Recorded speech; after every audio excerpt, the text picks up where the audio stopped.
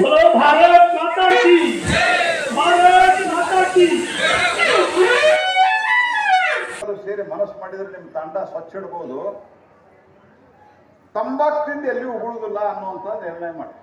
ತಂಬಾಕು ತಿಂದು ಎಲ್ಲಿ ಅಡಿಕೆ ತಿಂದು ರಸ್ತೆದಾಗ ಉಗುಳುದಿಲ್ಲ. ಇಷ್ಟು ಮಾಡಿದ್ರೆ ಎಷ್ಟೋ ಸ್ವಚ್ಛ ಇರ್ತದೆ. ಅದರಿಂದ ಭಾರಿ ದೊಡ್ಡ ಪ್ರಮಾಣದಲ್ಲಿ ರೋಗಗಳು ಹರಡ್ತಾವ.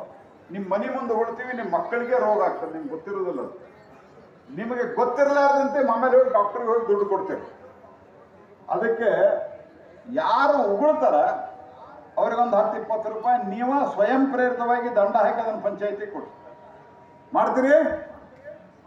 ಐತಿ ತಾಕತ್ತೈತಿಲ್ಲ? ಮಹಿಳೆಯರಿಗೆ ಕೇಳ್ತಾ ಇದ್ದೇನೆ, ಸ್ವಲ್ಪ ದಾದಾಗಿರಿ ಮಾಡ್ರಿ ಅವ್ರಿಗೆ. ಮಹಿಳೆಯರಿದ್ರು ದಾದಾಗಿರಿ ಮಾಡಿ ಎಲಿ ಅಡಿಕೆ ತಿಂದು ಉಗುಳೋಂಗಿಲ್ಲ. ಯಾರು ಚಟ ಮಾಡತಾರಲ್ಲ ಅವರು